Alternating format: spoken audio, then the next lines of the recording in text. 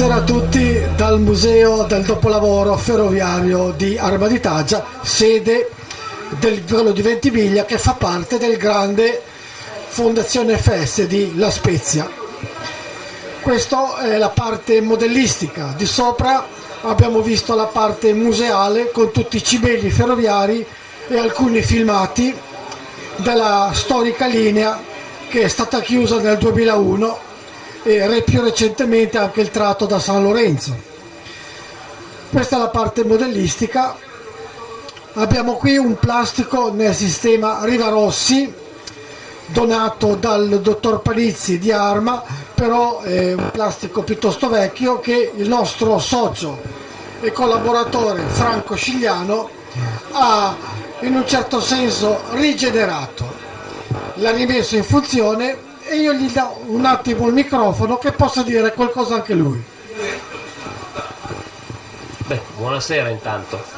Allora, diciamo che questo impianto qui ha avuto l'esigenza di dover essere rimesso in pieno ordine di funzionamento perché chiaramente le condizioni di fermo generale da tempo richiedevano un intervento abbastanza complesso, quindi siamo partiti col smantellare praticamente i binari, dopodiché abbiamo riprogettato un po' bene tutto il piano di stazione e dopo aver recuperato i binari che necessitavano, tutti rigorosamente Rivarossi, per poter riformare tutta la linea, abbiamo fatto le prove di funzionamento, di circolabilità, dopodiché abbiamo posato la massicciata e incollato il tutto come si deve, e poi siamo passati alla parte dell'estetica, quindi utilizzando erbe verdi, roba anche naturali, caseggiati e tutto quant'altro avevamo già a disposizione,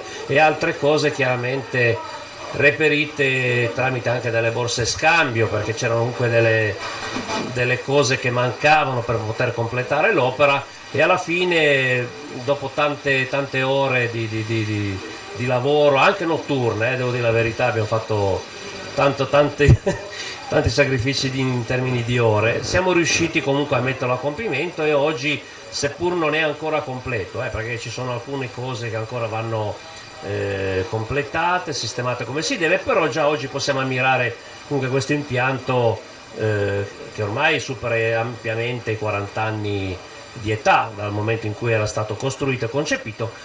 Oggi è tornato agli antichi splendori e forse ancora con qualcosa di più, con qualche accorgimento magari che all'epoca non c'era. Quindi oggi possiamo goderci questo impianto a disposizione, oltre che noi soci, chiaramente anche per chi volesse eventualmente al sabato pomeriggio e gratuitamente venire a visitare all'interno dei nostri locali.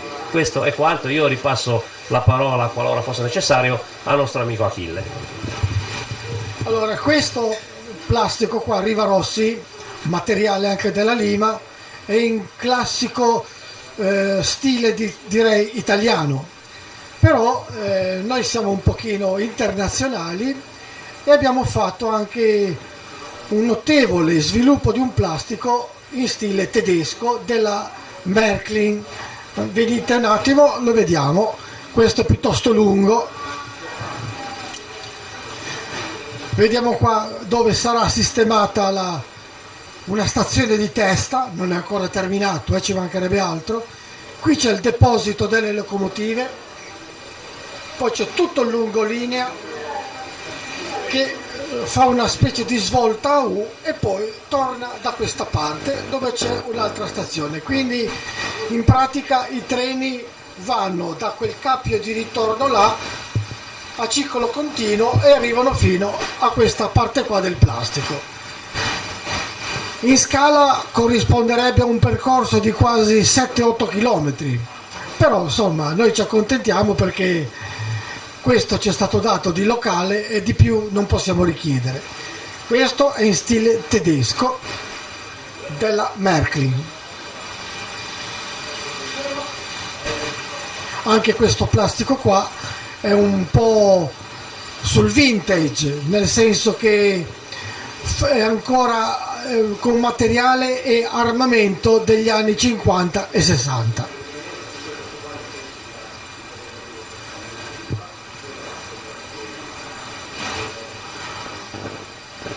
Ovviamente tutti questi mezzi hanno necessità di manutenzione ed ecco i nostri tecnici all'opera che riparano, perché inevitabilmente, come succede nella realtà, anche i nostri treni, le nostre locomotive ogni tanto chiedono riserva ed ecco che c'è il tecnico subito che le aggiusta. Sì, il merclinista ci invita adesso a vedere le gru che sono funzionanti.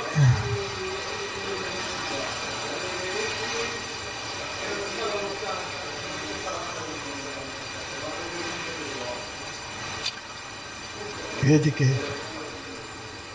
poi si possono caricare i pezzi di ferro sui vagoni e portare poi a destinazione.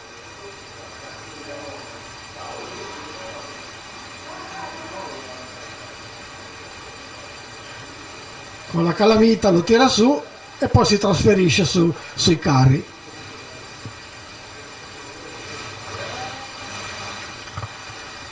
La piattaforma gira? Qui abbiamo la piattaforma per girare le locomotive, perché le locomotive a vapore hanno un senso di marcia, cioè possono andare in tutti e due i sensi, però hanno molta più scorrevolezza se vanno con la locomotiva avanti e il tender dietro, quindi a fine corsa necessitavano di essere girate. E poi c'è la parte anche del porto con altre gru.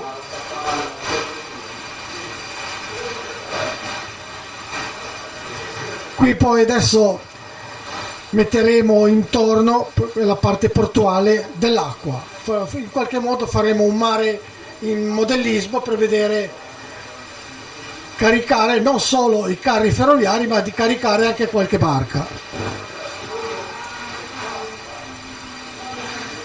Siamo andati prima nel plastico italiano, questo è il plastico in stile tedesco, però abbiamo qualcosa in stile sanremasco.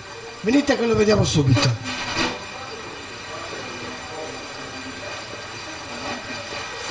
A parte il plastichino del Santa Tecla in cui si vedono gli idrovolanti come era una volta, ma questo è un piccolo diorama, sì, fatto dal signor Mino Duchini.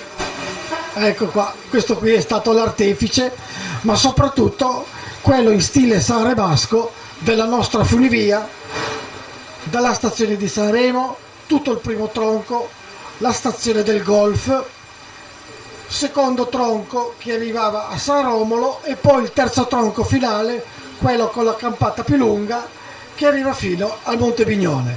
Se magari volete fare uno zoom sul particolare, noterete proprio la cura del particolare che il signor Duchini ha infuso in questo plastico. Abbiamo cercato con questo plastico di ricordare un po' quello che era la funivia di Sanremo, che per tanti anni è stata utilizzata non solo dai sanremaschi, e quindi l'abbiamo cercata di riprodurre il più fedelmente possibile. Abbiamo messo, qui abbiamo per esempio il campo golf, perché la prima stazione era proprio a servizio del campo golf.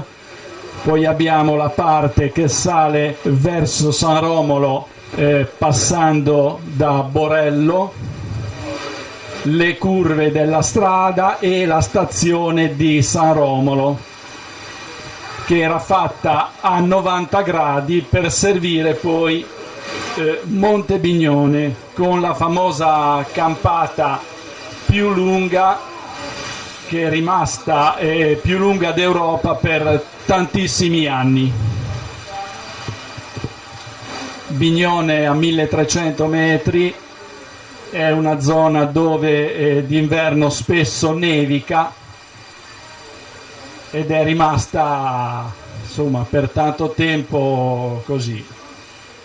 Ora che abbiamo fatto un po' un tour delle nostre possibilità, di questa nostra passione, ma non solo per le ferrovie, un po' per tutto il trasporto, perché abbiamo la parte del filobus, la parte di autobus, della Satti, della Stel, della Guglielmi, di Lantrua, abbiamo un sacco di roba che poi verrà esposta. E adesso ci aspettiamo anche un pezzo che ci è stato donato da Alessandro Panizzi, che riguarda il modello 1-100 dell'Amerigo Vespucci, tutta costruita a mano, che potrete vedere in questo museo, se non dalla prossima settimana, senz'altro dal prossimo mese. Grazie a tutti, e se ci degnate, soprattutto il sabato pomeriggio, di una vostra visita, a noi fa piacere. Buonasera e grazie.